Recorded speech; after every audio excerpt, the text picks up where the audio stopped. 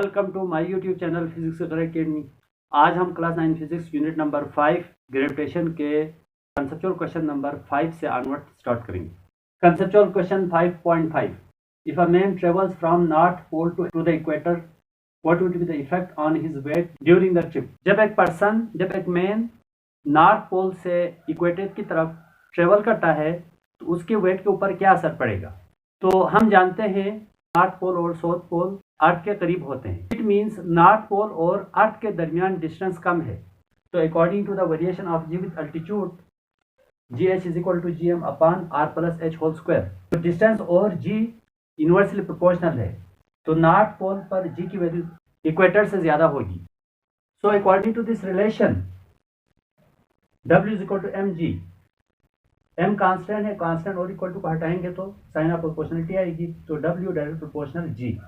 तो North Pole पर G की वैल्यू ज्यादा है, तो नॉर्थ पोल पर पर्सन की मैन की वेट ज्यादा होगी। इक्वेटर पर G की वैल्यू कम है, तो पर्सन की जो वेट है वो कम होगी। इट मीन्स जब पर्सन नॉर्थ पोल से इक्वेटर की तरफ ट्रेवल करेंगे तो उसकी वेट कम होगी। Conceptual question number 5.6, earth and Apple on a tree attract each other by force of gravity, the Apple falls on earth but why the earth does not move. दरख्त लगा हुआ जो एप्पल है वो और जमीन एक दूसरे को सेम फोर्स ऑफ ग्रेविटी से अट्रैक्ट करता है, इक्वल एंड अपोजिट फोर्स से अट्रैक्ट करता है, यानी कि इक्वल फोर्स ऑफ ग्रेविटी से वो एक दूसरे को अट्रैक्ट करता है। बट दरख्त से सेब नीचे जमीन की तरफ गिर जाता है, लेकिन जमीन सेब की तरफ मुंह नहीं कर रही, हालांकि दोनों सेम फोर्स से एक दूसरे को खींच रहा है। तो ऐसा क्यों होता है? ऐसा इसलिए होता है क्योंकि एप्पल के मास के लिहाज से जमीन का जो मास है वो इनफाइनाइट है। तो जमीन का मास इनफाइनाइट है, तो जमीन के अंदर एक्सेलरेशन पैदा करने के लिए इनफाइनाइट फोर्स चाहिए, जो कि हमारे पास नहीं है। न्यूटन सेकंड लॉ से हम लिखते हैं, according to Newton second law of motion, F is equal to ma।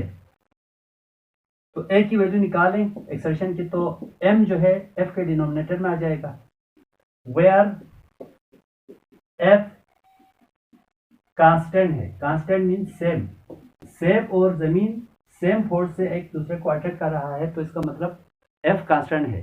Equal to और कांस्टेंट को हटाएंगे तो यहाँ पर साइन ऑफ प्रोपोर्शनलिटी आएगी 1/n। यहाँ पर मास और एक्सेलरेशन इनवर्सली प्रोपोर्शनल है, तो रिलेशन 1 लिख दें। From relation 1, mass of earth is infinite as compare to apple. यहाँ पे मैंने लिखा है एज कंपेयर टू एप्पल, लेकिन यहाँ पर मैं दोबारा नहीं लिखूंगा। मास इनफाइनाइट नहीं है, लेकिन एप्पल के मास के लिहाज से, हमारा जो मास है उसके लिहाज से ये जमीन का जो मास है वो इनफाइनाइट है। So an infinite force is required to produce acceleration in earth, but for us it is impossible।